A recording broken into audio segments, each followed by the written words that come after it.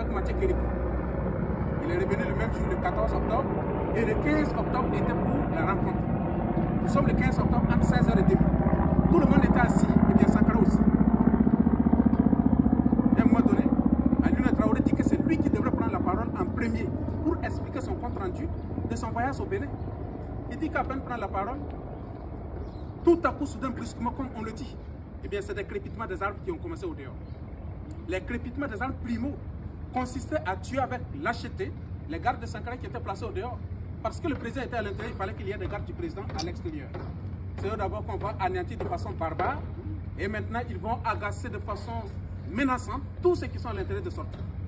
En les menaçant, on va dire sortez maintenant. Sauf que ceux qui étaient avec Sankara vont courir pour entrer sous la table. Quand ils ont entendu le coup de feu, mais Sankara lui va rester assis calme sur sa chaise.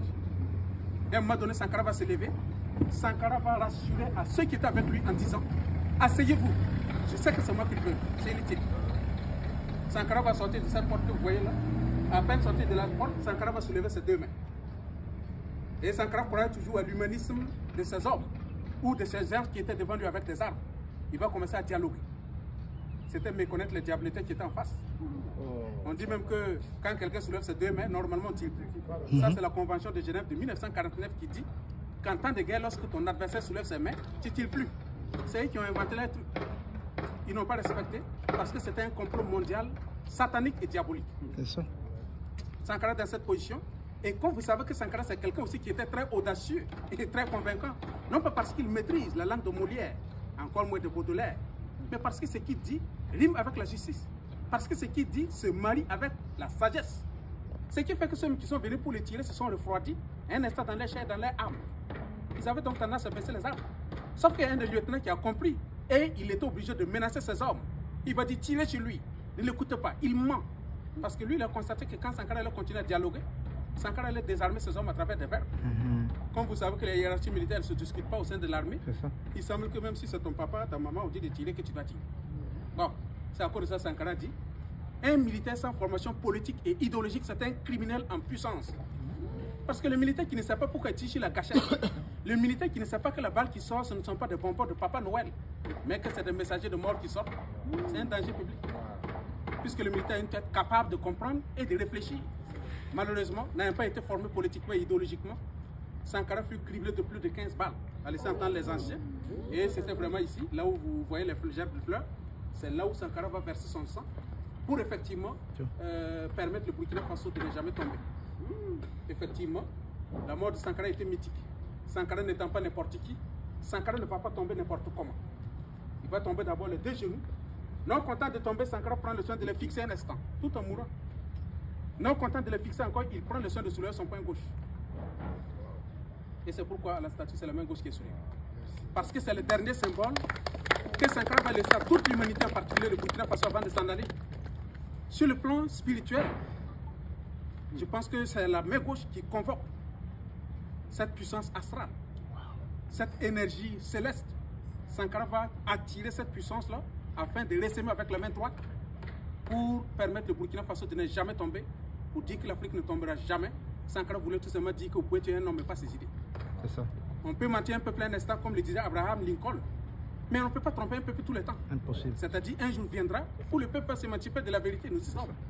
Sankara voulait le rassurer. En tout cas, tant que les femmes du Mali, tant que les femmes du Niger et du Burkina Faso vont continuer à accoucher les enfants, vous ne pouvez pas empêcher un jour un Sankara qu'on appelle Assimi Goïta et un autre Sankara qu'on appelle Général Abdourahmane Tiani, le plus grand Sankara lui, il est assis derrière là-bas qu'on appelle IB.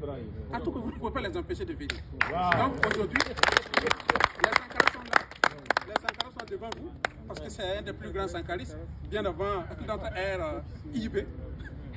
Il faut dire qu'il y a des hommes et des femmes qui travaillent, qui bossent de façon monstre pour que le Burkina Faso puisse sortir de l'ornière parce que nous souffrons. La jeunesse souffre, il n'y a pas de travail, il n'y a pas d'emploi, alors qu'on a des initiatives, souvent même très simples. Et c'est ce qu'eux tentent de développer. Et on connaît assez de jeunes qui s'en bénéficient déjà. En tout cas, merci encore pour le combat que vous menez parce que Sankara, c'est ce qu'il avait dit. Sankara, c'est plusieurs branches. Donc chacun essaie d'attraper une branche et tu essaies de secouer. Pour permettre en tout cas quelques Burkinabés ou quelques Africains, c'est encore le Sankarisme. Bref, Sankara tombe et tous ceux qui étaient dans la salle, chacun était obligé de s'allier comme un rat. Et à tout de rôle, on tabac. C'est-à-dire, tu vois la mort, mais tu n'as pas autre choix que de la goûter. Eh bien, vous sortez à la queue, le lion vous assaille. C'est dans ce Capernaum de Bâle qu'il y a une personne qui sort vive. On ne sait pourquoi, mais nous disons que c'est Dieu qui l'a préservé pour être un témoin oculaire demain. Alioune Traoré, il dit que c'est lui qui sort de la salle en dernière position. Et dans la panique, dans la peur, lui, il ne sait pas pourquoi il n'est pas mort. Souvent, quand tu lui poses cette question, il pleure. Il s'est retrouvé parmi ses camarades et il s'est fait mouiller par le sang de ceux-ci, tout en faisant croire que lui, il est mort. Il y a un militaire qui a su qu'il n'a pas été touché. Ils sont venus le soulever. Il y a d'autres qui disent de tirer sur le champ parce que c'est le potentiel probable témoin. Il y a d'autres qui disent qu'il faut attendre un peu. C'est dans ce froufrou qu'il va demander à se soulager. Il va les supplier en les demandant pardon. Permettez-moi de pisser avant que vous ne me tirez.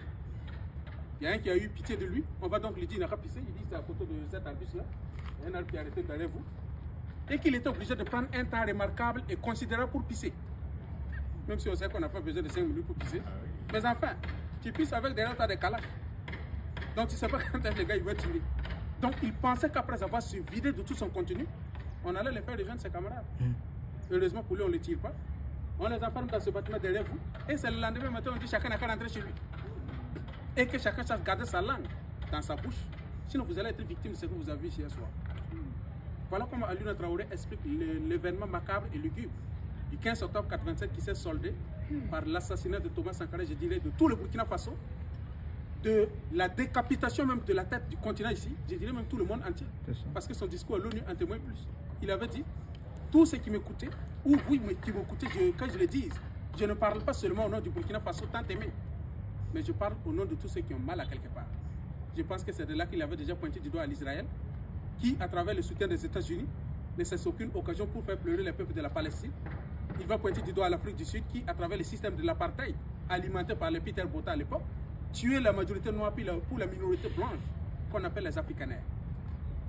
C'est pour dire que Sankara était venu pour l'équilibre du cosmos, Sankara était venu pour la justice mondiale. Malheureusement, les forces du mal ont semblé avoir raison sur lui.